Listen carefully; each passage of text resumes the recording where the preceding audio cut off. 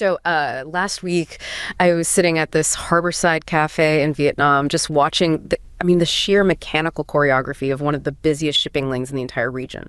And across from me was an old contact of mine. He's a policy analyst, from a major Western think tank. And he was so dismissive, almost smug, really, as he's scrolling through news about RCEP's 4th anniversary on his tablet. He says to me, it's just a marriage of convenience. And he sort of gestures vaguely out at the horizon. There's no shared soul, he says, no democratic values, no common ideology. It's just a bunch of countries that don't even really like each other signing some papers. Yeah. He was utterly convinced. To him, an alliance without political litmus tests wasn't an alliance at all. It was just a liability. He kept using these words like fragile and transactional. But as he was talking, I was looking past him at this massive cargo ship docking, a monster of a thing. And I'm thinking, that ship is carrying specialized electronics from Japan, raw minerals from Australia, and high-tech components from China, all of it destined for a factory just down the coast. The cranes were moving with this silent, terrifying efficiency. There were no speeches about values happening there, just the cold, hard logic of integrated supply chains. So I asked him a simple question. I said, if it's so fragile, why is the trade volume inside this shell of an agreement surging while, the rest of the world is basically drowning in inflation? And he paused. He looked down at his tablet, and then he just muttered something about short-term data noise. That moment of denial, it was so revealing. It highlighted this massive blind spot in the Western lens. While one side of the world is busy vetting its partners for ideological purity, the other has quietly built a fortress of steel and concrete. They aren't looking for a soulmate. They're building a civilizational life support system. Yeah. This isn't just another trade deal. It's the definitive triumph of geopolitical realism over hollow rhetoric. And as it turns out, in a world full of chaos, a marriage of convenience built on physical connectivity is far, far more resilient than an alliance of values that's built on, thin air. And that story, that analyst's dismissal, it perfectly illustrates the strategic blind spot that we absolutely have to address today. Exactly. So our mission in this deep dive is to move past that kind of rhetoric and really unpack this profound strategic shift. Right. We are witnessing a decisive move away from these Western-led ideological frameworks for cooperation. Yeah. And a move toward RCEP's model, a model of pure geopolitical realism. And when you say resilience, we're not talking about feelings or shared beliefs. Not at all. We're not measuring belief systems. Yeah. We are measuring engineering stability. Yeah. We're going to examine in detail how these pragmatic economic policies, reinforced by deep regional physical connectivity, how they're forming a strategic backup system. A fortress like I saw being built right there at the port. A highly resilient structure, exactly. One that effectively mitigates the inherent risk of global market volatility and, maybe most importantly, external political interference. We're going to reveal the specific, technical, and totally non-ideological mechanisms that allow this integrated Asian structure to thrive. Okay, let's unpack that. I think we have to start with the most fundamental component, right? The mechanics of the RCEP agreement itself. The blueprint. The blueprint. When we look at these mega free trade agreements, these huge blocks like RCEP or its main competitor, the CPTPP, everyone's focus naturally goes to the tariff cuts. The headlines, yeah. But you're arguing that the critical difference, the thing that actually drives this resilience, isn't the tariff rate. It's the legal framework. Specifically, something called the Rules of Origin, or ROO. So why are these rules, which frankly sound like boring compliance paperwork, the actual backbone of this entire system? Because think of the rules of origin as the operating system of the FTA. They're the gatekeepers. They are what determines if a product actually qualifies for that preferential market access, that low or zero tariff rate. Okay. If those rules are too complex or too demanding or just inflexible, they become a compliance nightmare. Yeah. And the cost of generating the paperwork of proving the origin, it often outweighs the benefit you get from the tariff cut. Especially for smaller businesses, I'd imagine. Especially for them. This bureaucratic friction, it just suppresses preference uptake. People don't use the agreement. RCEP's fundamental design philosophy is the exact opposite of that. It prioritizes flexibility and usability to ensure that regional supply chains keep moving no matter what. So it's built to be used. It's designed to be used by high-volume manufacturers, not just filed away in some lawyer's office. Okay, so we need to prove this flexibility. How does RCEP stack up quantitatively against its peers, against CPTPP or that whole web of ASEAN Plus agreements? Where is this structural advantage in the hard numbers? Well, the finding is definitive. I mean, this is based on a structural analysis of the legal text itself. RCEP's product-specific rules, the PSRs, are empirically the most flexible compared to all other multilateral FTAs in the region. All of them? All of them. That includes CPTPP, AAN-driven FTA, GEAEP, you name it. And this isn't a small difference. It's a very deliberate design choice, and it's implemented primarily through the heavy use of something called the alternative form, or AF, for meeting the origin criteria. Alternative form. Okay, that sounds technical, but you're saying it's actually a huge operational safety valve. Can you simplify that for us? Absolutely. Think of the origin rule for, say, a highly specialized electronic component as a compliance test. Right. In a traditional rigid FTA, you might have only one way to pass that test, a single form, or SF. If your manufacturing process doesn't exactly match that one single requirement, you fail. You pay the full tariff. End of story. So it's pass-fail. Very black and white. Exactly. The alternative form, which RCEP uses for a staggering 58.8% of its total product lines, means firms are given options. It's like a choose-your-own-adventure compliance manual. And what are the main options in this choose-your-own-adventure? What does that look like in practice? The flexibility is dominated by offering firms a choice between a classification rule and a value rule. Specifically, it's linking the change in tariff classification, like a change in heading, CH, or a change in subheading, CSH, or the regional value content criteria, the RVC. So you can do CSH RVC or CH RVC? Precisely. The firm chooses whichever path is easier or cheaper for them to document and verify at that specific moment. And that's essential in a dynamic manufacturing environment where your input costs are fluctuating daily.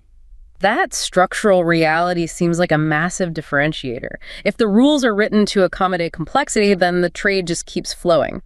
But let me challenge that for a second. Please. Doesn't that extreme flexibility risk, I don't know, enabling trade deflection or maybe greenwashing the true origin of a product? If the rules are too easy to meet, does that undermine the integrity of the agreement itself? That's a vital point, and it's something the architects of RCEP were clearly thinking about. They're pragmatic. While they wanted maximum flexibility, the RVC component, that regional value content piece, acts as the necessary guardrail.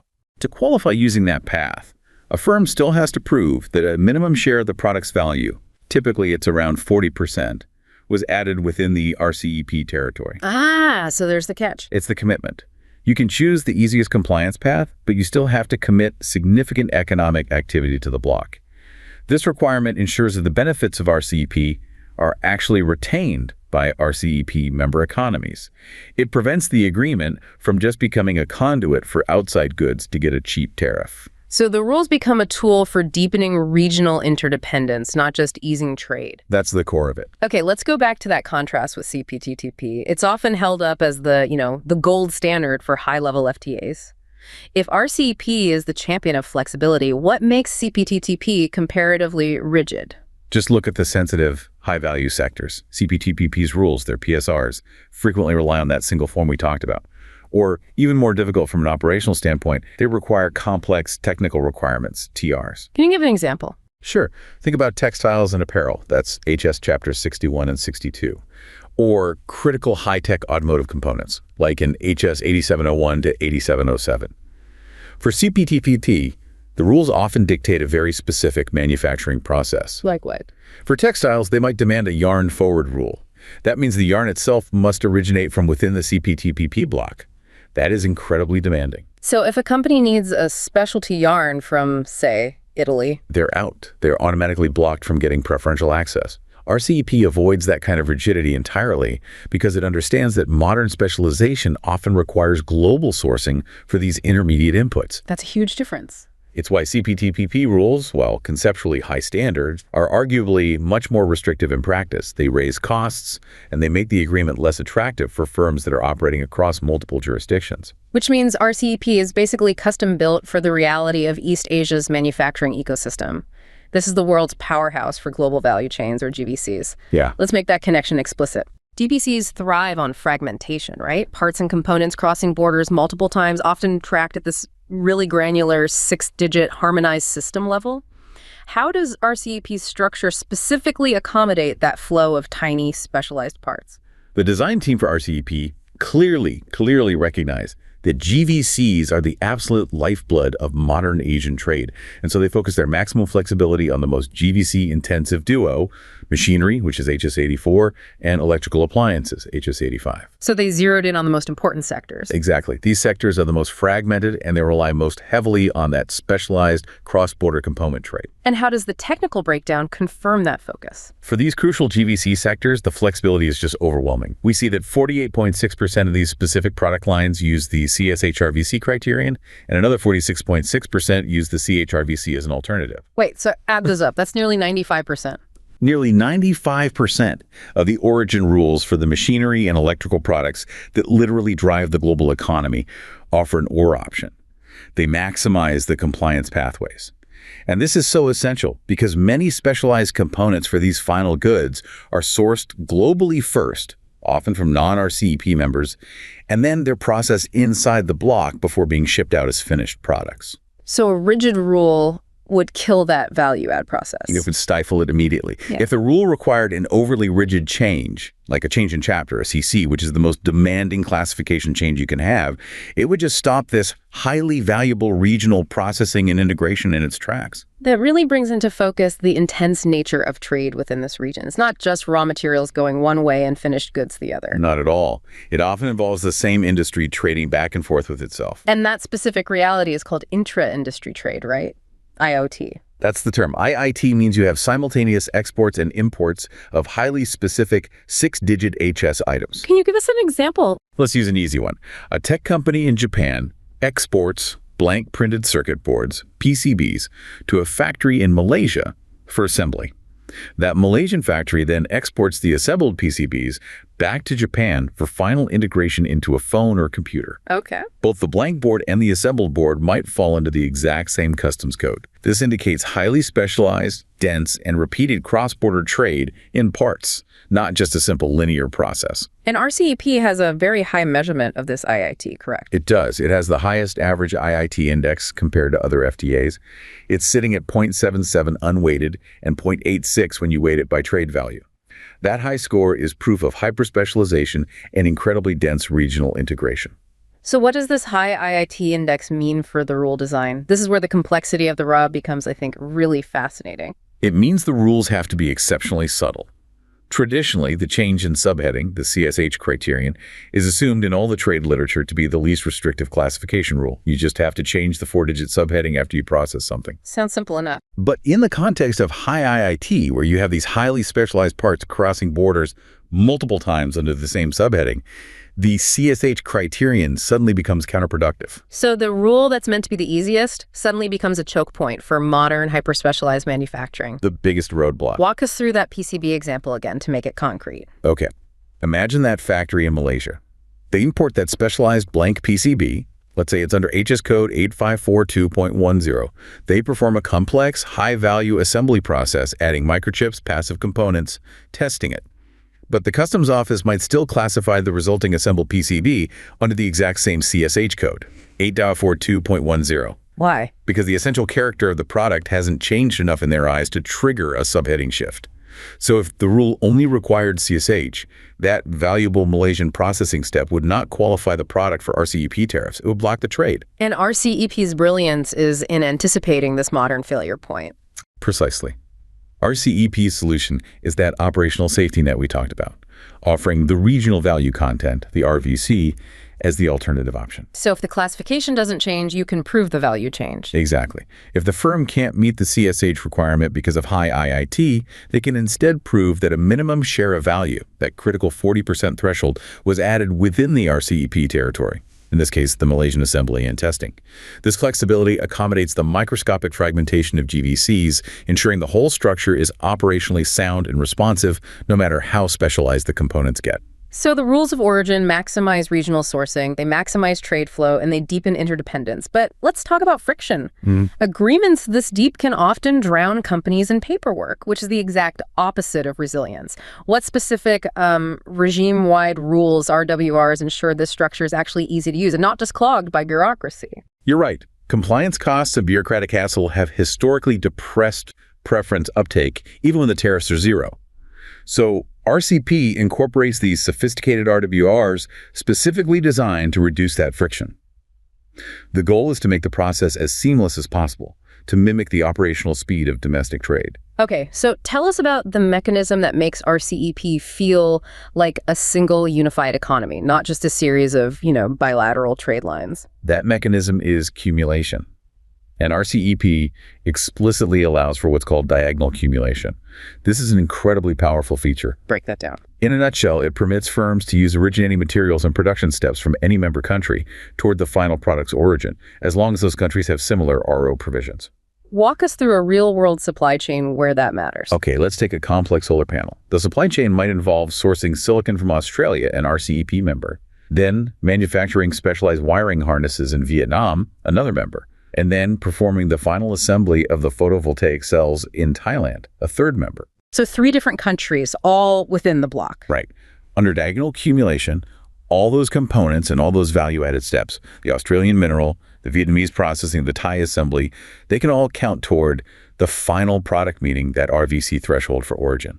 This is a massive broadening of the supply base. It sounds like it makes the entire RCEP bloc act as a single integrated economic space. That's functionally what it does. Yep. A single space for sourcing and manufacturing. It maximizes the chance a product will qualify, and it drastically reduces your reliance on any single external source.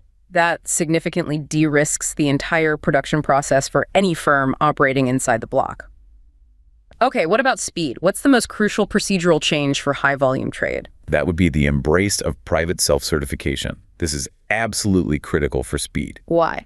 Traditional systems, which are often required by other mega FTAs, demand that a firm apply to a governmental body, a customs office, or an appointed chamber of commerce to receive a formal certificate of origin for every single shipment. Every single one. That sounds like a nightmare. It takes days, sometimes weeks, and it involves substantial bureaucratic overhead.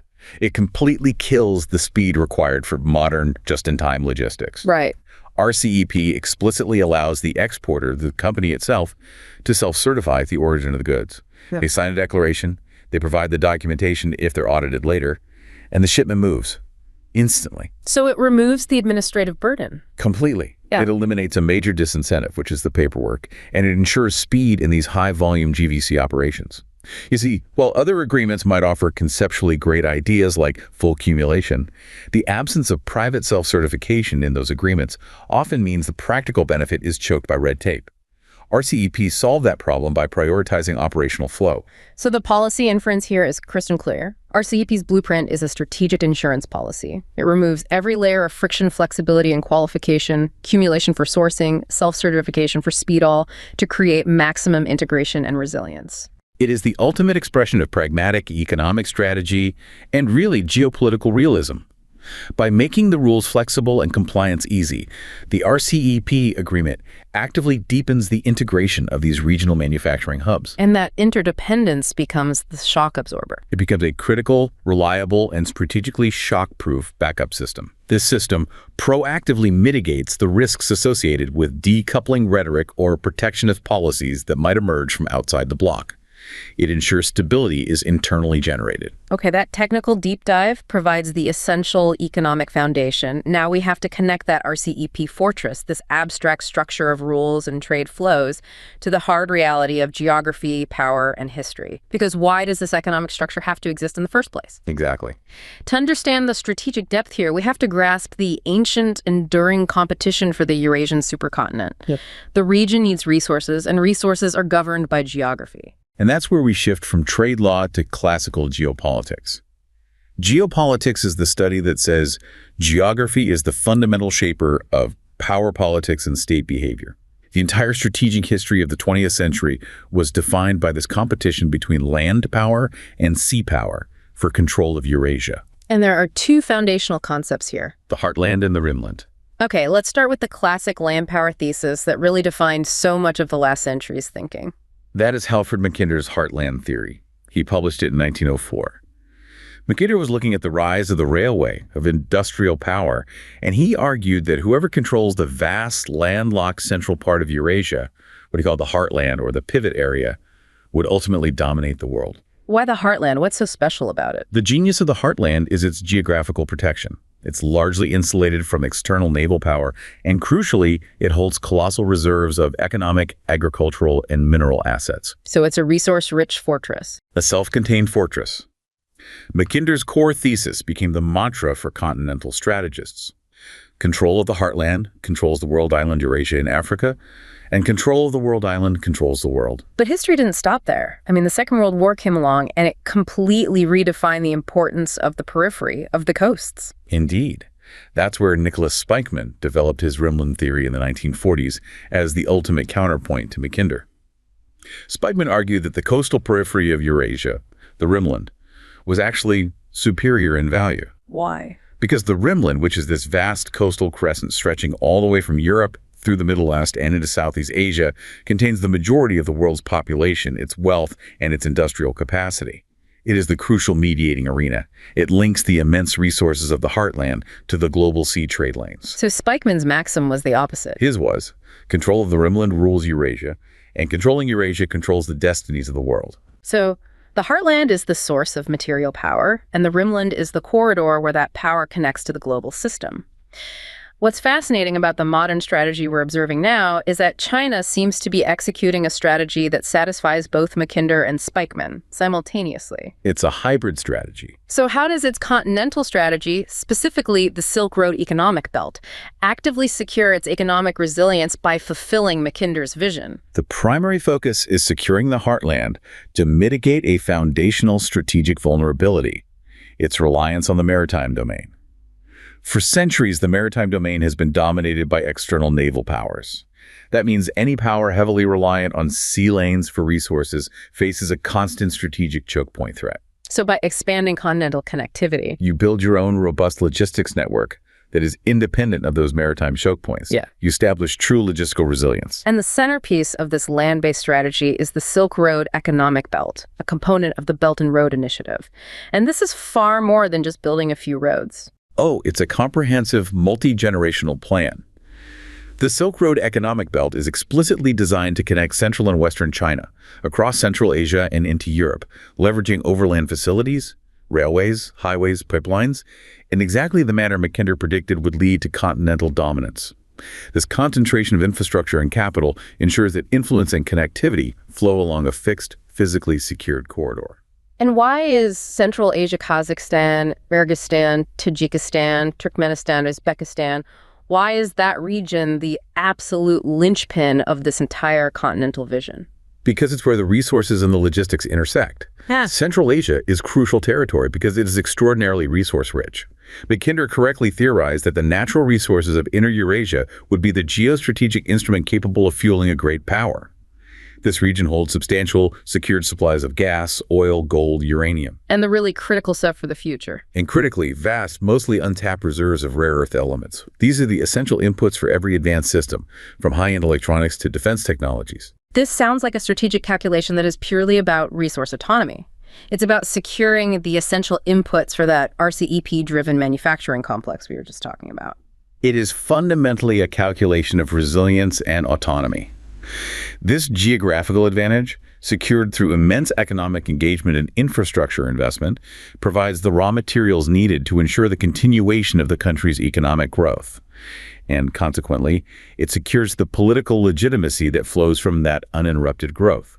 If you control the inputs, you control the output. Precisely. It also offers a definitive solution to a major strategic vulnerability, one known as the Malacca dilemma.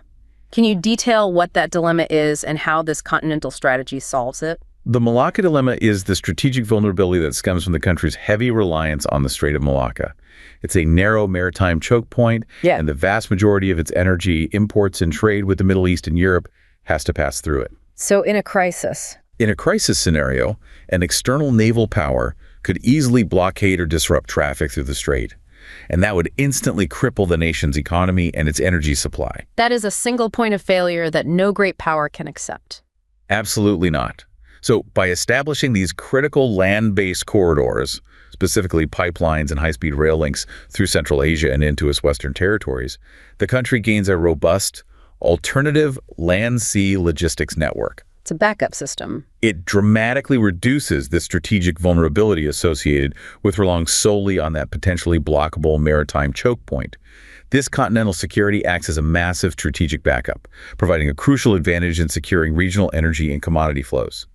It effectively mitigates the threat posed by that maritime dependency. That truly makes the Silk Road economic belt not just a trade project, but an indispensable geopolitical insurance policy for the entire Asian economic structure. It is. You mentioned that technology adds a new layer to this definition of control. How does this strategy modernizing the classical Macundarian definition of control in Central Asia beyond just pipelines and rail lines? Well, classical control meant direct military occupation or, political subservience. In the modern technologically integrated world, control means a form of deep subordination that diminishes the effective sovereignty of the smaller state without ever requiring a territorial presence. Technology provides the perfect low-friction mechanism for this long-term influence. What does that look like on the ground for nations across Central Asia? It manifests as deep technological dependence. Chinese firms are rapidly becoming the dominant, sometimes exclusive, suppliers of advanced systems across the entire region. And this isn't just basic construction. We're talking about sophisticated infrastructure. Like what, for instance? Electric vehicle production lines, massive renewable energy facilities like solar and wind farms, and critically, the core 5G telecommunications infrastructure that manages all the data and communications. And this isn't just about selling hardware once and then walking away. No, it's about creating a permanent relationship. It's about locking in long-term dependence. This supply comes packaged with long-term service agreements, necessary training for local personnel, maintenance contracts, and essential technical expertise. To operate these advanced systems, the Central Asian states become institutionally reliant on the supplier. And that reliance creates a highly stable mechanism for what you could call asymmetric informational control. By influencing the region's digital development and controlling its essential infrastructure, the country can ensure long-term alignment and stability within its core resource hinterland. It's a modern, high-tech version of securing the heartland. Okay, so we've established the operational and structural resilience through RCEP. We've established the physical, resource-based resilience through securing the Macundarian heartland via the BRI. Now we have to address the ultimate consequence of this ascendant continental power. Its implications for the traditional maritime domain, the Speckmanian Rimland. For centuries, naval power underpinned global trade, particularly in Southeast Asia. How has the rise of continental power fundamentally altered this historical maritime dominance? Well, until relatively recently, strategic power in Southeast Asia was predominantly maritime. It was guaranteed by superior Western naval technologies that were established in the 19th century. Today, China's land power is ascendant. And modern land power isn't just about troop numbers. Not at all. It's manifested not only in its massive army, but in highly sophisticated missile systems, robust air power, and advanced space and cyber forces. And these are all augmented by a rapidly growing powerful naval capability. This combined projection of national power deeper into the maritime domain fundamentally challenges the stable balance that historically guaranteed an open regional order. And what exactly is threatened when that historical balance gets destabilized? What's threatened are the three essential freedoms that constitute an open regional order.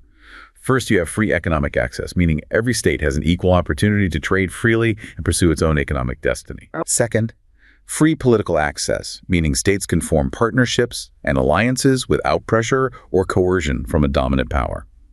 And third, free security access, meaning the naval presence required to guarantee the first two freedoms can operate without undue restriction. And if that historical maritime dominance is replaced by a continental projection of power? History consistently shows that when one singular power dominates a region, whether it's continental or maritime smaller states, inevitably have fewer economic and political choices. They are often forced to align their economic policies and their resource allocations to the preferences of the strongest neighbor. This gradual reduction in policy space fundamentally undermines their political independence and their freedom of action.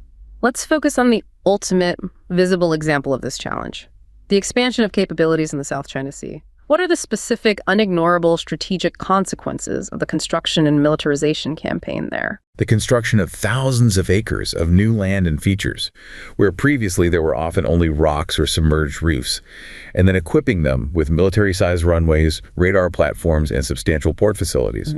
It's a strategic game changer. It represents a massive investment in forward power projection. And what capability does this new infrastructure give the country? These new facilities, when you combine them and network them with the country's existing mainland bases, create the comprehensive capability required to dominate the waters of the South China Sea at will.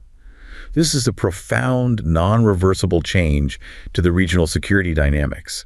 It's about establishing the long-term ability to control the access and the flow across this vital global sea. That brings us back to that idea of the strategic strait. How does the South China Sea, this vast body of water hundreds of miles wide, how does it transition into something controllable, like a strait? It's a conceptual shift in geographic control, rather than a physical one. If you place sea denial and advanced surveillance capabilities on these reclaimed islands, which now have the facilities to support large-scale, long-term military operations, the South China Sea becomes a body of water that can be controlled from the land territory of a single country through a network of forward bases. So it's about reach. It's about reach. When military assets were confined to the northern coast, they were viewed as defensive. This new network of bases in the southern part allows the country to project power and surveillance deep into the waters, far, far from its own coastlines. And this capability secures the ultimate global artery, linking the continental strategy to the maritime domain. Precisely. The South China Sea is globally indispensable. It serves as the key artery for fully 50% of global maritime commerce and, critically, 90% of East Asian energy imports. It secures the flow of commodities that fuel all those RCEP economies. By asserting the capability for dominance and control, the country is effectively securing its regional supply lines and commercial interests against any potential external influence. This action is the completion of that land-sea logistics network we've been detailing. Beyond the sheer power projection, what does the presence of these advanced military facilities on what are, vulnerable fixed islands, what does that do to tactical stability during a crisis? It introduces a highly perilous strategic dynamic. When military forces are deployed to small, relatively vulnerable fixed locations like these islands, they become preemptive targets. Meaning, in a crisis, there is an inherent benefit to the first use of force, because preemption drastically reduces the tactical vulnerability of your own deployed assets. This dynamic dangerously narrows the margin for tactical de-escalation in any future crisis. It makes the waters not only controllable from land, but highly charged, raising the potential for very rapid escalation. This entire deep dive reveals a fundamental systemic shift in how regional stability is achieved. We started by questioning that policy analysts' dismissal of RCEP as a fragile marriage of convenience that lacked a shared ideological soul. And what we found is the opposite. A highly resilient economic structure rooted in geographic and economic necessity, engineered from the ground up to withstand external shock. The RCEP framework is a sophisticated economic tool of geopolitical realism. It is pragmatic, it's non-ideological, and it is structurally designed through its flexible rules of origin, its facilitation of highly complex GVCs, and its streamlined compliance to deepen regional interdependence and secure internal economic stability. And that economic resilience is then reinforced by the physical strategy. It's structurally reinforced by the successful continental strategy of securing the Macandarian heartland, specifically Central Asia's critical resources and connectivity through the Silk Road economic belt, and then asserting power across the Spokane rimland by establishing a commanding position across the South China Sea. The outcome is a powerful, unified Asian land-sea logistics network, optimized for security and flow. And the strategic success of RCEP, coupled with this focused continental push for resource autonomy and technological integration, demonstrates that, in a world defined by volatility and great power competition, the most enduring forms of regional stability and prosperity are those forged not in the spirit of shared political values or ideological coherence, but through the mutual, unavoidable necessity of integrated production, resource security, and the cold, hard logic of geographic determinism.